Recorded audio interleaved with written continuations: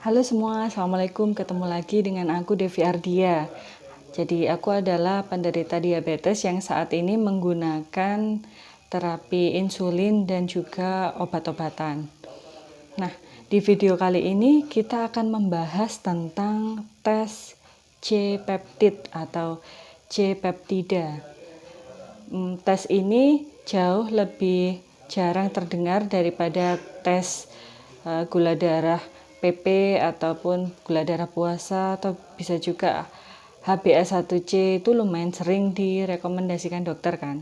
Sementara tes C-peptid ini jarang dilakukan karena hanya diperuntukkan bagi orang yang sering kali mengalami hipoglikemia atau gula darah rendah dan tumor di organ pankreasnya.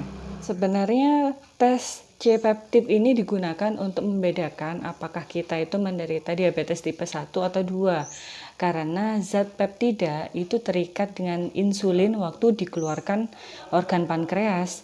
Maksudnya gini, walaupun kita insulinnya tinggi, tapi kalau misalnya peptidanya rendah, nah itu perlu dipertanyakan.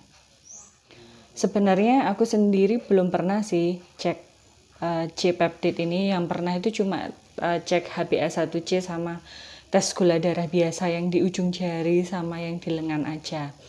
Aku pernah tanya sama dokterku spesialis penyakit dalam, tanya, dokter saya ini sebenarnya tipe 1 atau tipe 2 gitu kan. Tapi dengan yakin beliau bilang tipe 2. Entah apa aja pertimbangannya, tapi kemungkinan karena usiaku yang sudah di atas 20 tahun menderita diabetesnya, dan kemudian tanpa insulin pun dengan obat gula darahku bisa turun. Karena kalau DM tipe 1 kan nggak pakai obat kan, mereka nggak minum obat, jadi pakai insulin aja pengobatannya. Nah, jadi gini, untuk tes sendiri, tes C-peptid itu dari yang informasi yang diberikan oleh dokter dan aku baca di berbagai sumber di internet. Jadi untuk tes C-peptid itu diambilnya di ujung lengan sini, bukan di ujung jari, dan penderitanya harus puasa lebih dari 8 jam sebelum melakukan tes ini.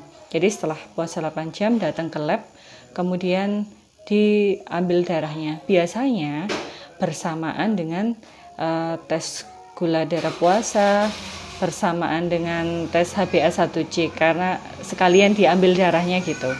Nah, kemudian untuk harganya sih menurut sumber ini sekitar 70 ribuan ya, atau ya kurang dari 100 ribu. Ini jauh lebih murah daripada tes HbA1c yang waktu itu aku pernah, ya walaupun dibayar BPJS, tapi aku tahu kwitansinya itu harganya sekitar 150 ribu rupiah. Nah, terus bagaimana sih cara kita mengetahui jenis DM1 sama 2 dari hasilnya tes C-peptid ini?